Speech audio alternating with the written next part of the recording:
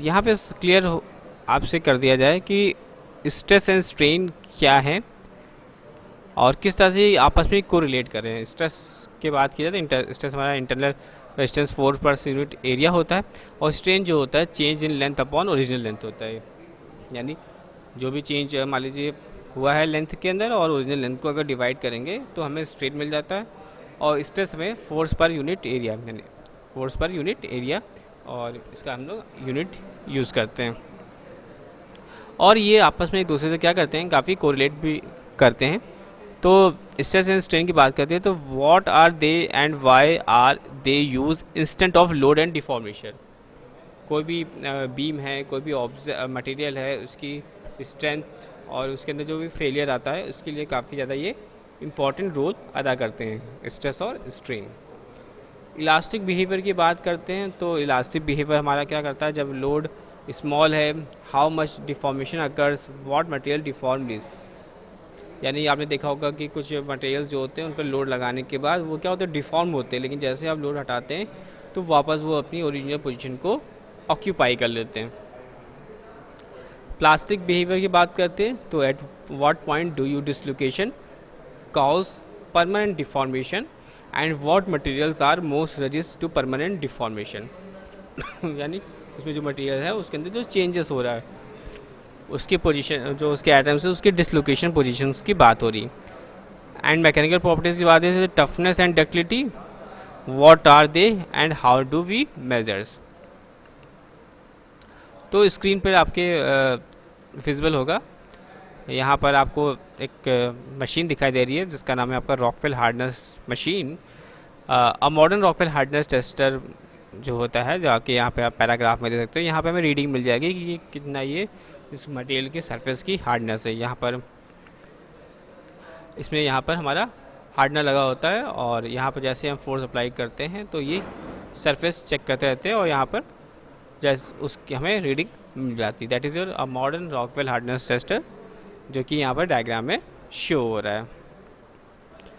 तो मैं जैसे मैंने बताया आपकी मैकेनिकल प्रॉपर्टीज़ में हम लोग कंसीडर करते हैं स्ट्रेंथ, हार्डनेस और डक्टिलिटी एंड स्टिफनेस।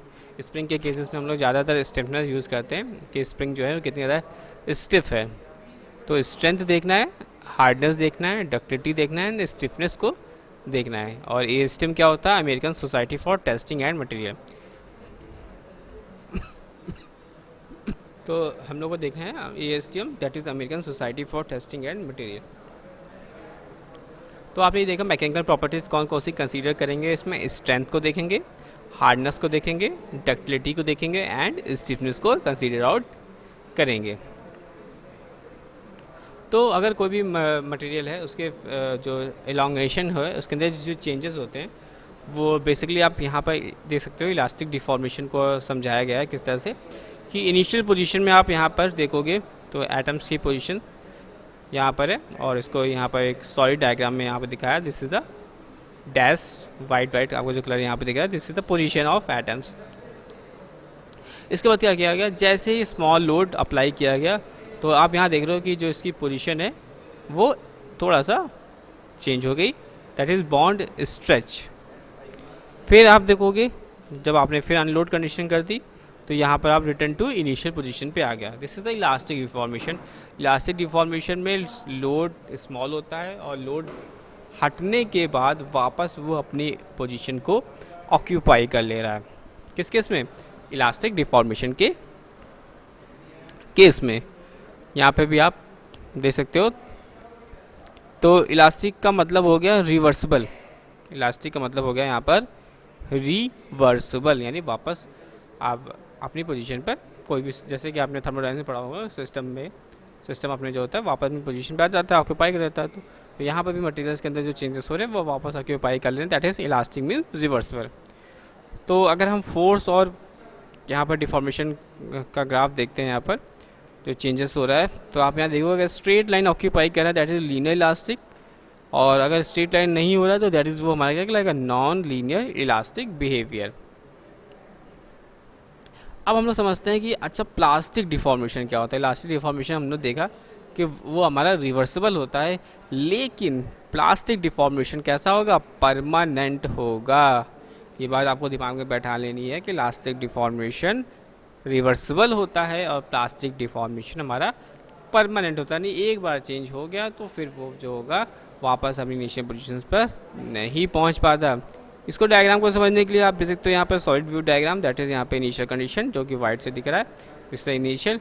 और इसके बाद आप देखोगे जैसे स्मॉल लोड अप्लाई होता है तो बॉन्ड्स यानी जो एटम्स की पोजीशन है किस तरह से जो है वो चेंज हो जा रही है। और जैसे ही चेंज हो जा रही है तो आप यहाँ देख रहे हो कि यहाँ पे वैल्यूज मिल जा रही है elastic plus plastic. This is the elastic plus plastic region हमें ऑक्यूपाई मिल जा रहा है। कहाँ पर? जब हमने सेकेंड वाले पोर्शन की बात करें, जब ऐसे स्मॉल लोड लगा रहे हैं, that is bond stretch and plane shears. फिर हम थर्ड फिगर में देखते हैं, वापस हमने क्या कर दिया, अनलोड कर दिया, लेकिन अनलोड करने पर भी हमारा क्या हो रहा है, डिफॉर्मेशन ऑक्यूपाई हो चुका है, दैट इज़ प्लास्टिक डिफॉर्मेशन। यहाँ पर कंडीशन थी इलास्टिक प्लस प्लास्टिक, लेकिन यहाँ पर जो कंडीशन हो गई वो हमारी प्लास्टिक डिफॉर्मेशन की ऑक्यूपाई हो चुकी है, दैट इज़ प्लास्टिक का मतलब होगा यहाँ पर परमानेंट डिफॉर्मेशन ऑक्यूपाई हो चुका है। This is the planes still sheared. तो यहाँ पर ग्राफ में आप देख सकते हो, this is the linear elastics and this one your linear elastic. तो यहाँ पे आप देख सकते हो दिस इज द पोजीशन किस तरह से ऑक्यूपाई कर रहा है, और ये जो रीज़न है ये हमारा कहलाएगा प्लास्टिक डिफॉर्मेशन, दैट इज़ यहाँ पे हम उसको डिस्प्लेसमेंट भी कह सकते हैं। तो this is one is your non that is plastic deformation. Plastic deformation मतलब परमानेंट, और इलास्टिक डिफॉर्मेशन का मतलब हो गया हमारा रिवर्सिबल। तो अब हम लोग आगे बढ़ते हैं, प्लास्टिक डिफॉर्मेशन, इलास्टिक डिफॉर्मेशन, और अब हम लोग ये समझते हैं कि अच्छा स्ट्रेस और स्ट्रेन को क्या होते हैं और किस तरह से ये वर्क करते हैं, इसको हम लोग ऑक्यूपाई करते हैं, समझने की कोशिश करते हैं। तो लोड की बात करी जाए तो लोड जो होता है वो थ्री वे में हम लोग यहाँ पर कंसीडर करते हैं। फर्स्ट एक होता है tension load, second that is compression load, and the third one is your that is share load. अब यहाँ पे हम लोग फिगर में समझने की कोशिश करते हैं कि किस तरह से टेंशन, कंप्रेशन और शेयर जो होता है वो लग रहा है। तो थोड़ा सा मैं इसको जूम आउट कर देता हूँ जिससे कि आप इसको अच्छे से विजुलाइज कर सके। तो आप यहाँ पे देख रहे होगे एक सिलेंडर ब्लॉक है, और यहाँ पे आप देख रहे होगे कि जो फोर्स की डायरेक्शन है वो अपवर्ड, दैट इज़ एफ, और यहाँ पर इस देखोगे इसके जस्ट अपोजिट यानी 180 डिग्री के एंगल पे आप देखोगे तो इसके अपोजिट और फिर इसके अपोजिट, यानी इसकी डायरेक्शन जो है वो अपवर्ड डायरेक्शन में और इसकी अप डायरेक्शन जो है वो इस साइड डाउनवर्ड डायरेक्शन में, यानी एक दूसरे के अपोजिट।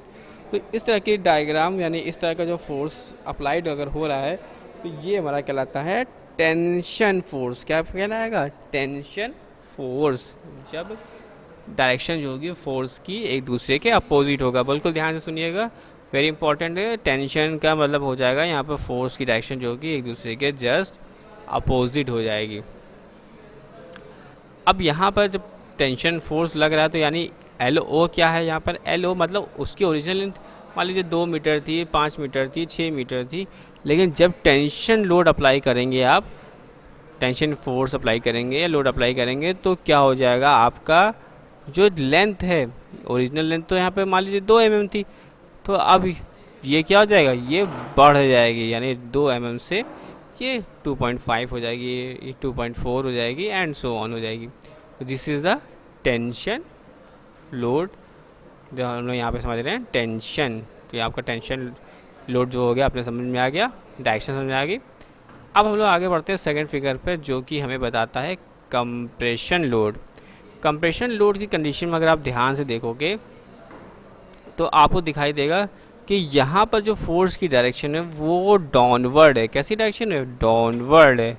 और इधर भी देखोगे अपवर्ड है, यानी एक दूसरे के हमारे एक दूसरे के, आप जैसे इधर भी जैसे एक ट्रेन इधर आ रही है और फिर ये ट्रेन आपस में एक दूसरे के सामने, इधर F इधर F। तो इस तरह के कंडीशंस में हम लोग क्या बोलते हैं? कंप्रेशन। कंप्रेशन के केस में क्या होगा, ओरिजिनल लेंथ थी हमारी मान लीजिए 2 mm और ये घट के कितनी हो जाएगी 1.85 समथिंग, यानी इसमें क्या होता है, लेंथ जो होती है वो हमारी डिक्रीज़ हो जाती है जब हम कंप्रेशन फोर्स को अप्लाई करते हैं। अब हम लोग आगे बढ़ते हैं थर्ड फिगर की ओर। थर्ड फिगर आपको यहाँ पर दिखाई दे रहा होगा, यहाँ पर हम देख सकते हैं ए बी और C. This is the systematic representation of share strain. Systematic representation of share strain. तो शेयर स्ट्रेन के केस में क्या हो रहा है कि देखिए हमने बताया था कि जो फोर्स अप्लाई कंडीशन आपने देख रहे हैं यहाँ पर टेंशन की और कंप्रेशन की।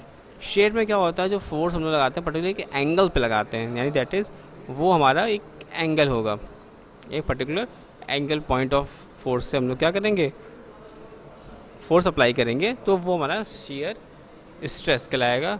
और जब मूवमेंट हो जाएगा यानी चेंज हो जाएगी पोजीशन, तो वो हमारा क्या कहलाएगा, शेयर स्ट्रेन कहलाएगा। This is the systematic representation of share strain, जिसको हम लोग यहाँ पर गामा से रिप्रेजेंट कर रहे हैं। तो where is the gamma is equal to 10 theta. तो ये क्या है, शेयर स्ट्रेन। शेयर स्ट्रेन कब मिलेगा, जब यहाँ पर हम लोग शेयर स्ट्रेस अप्लाई करेंगे।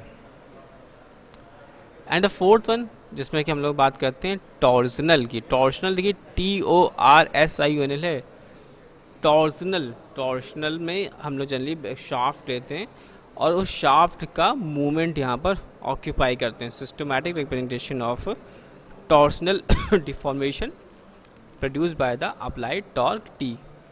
फिर से समझ लीजिए, ये हमारा टेंशन था, ये हमारा कंप्रेशन था, ये हमारा शेयर स्ट्रेन जो कि शेयर स्ट्रेस अप्लाई करने पर ऑप्टेन होता है, पर्टिकुलर एंगल पर हमारा क्या हो रहा है, चेंज हो रहा है। And this is the torsional, generally हम लोग सॉफ्ट के लिए यूज़ करते हैं।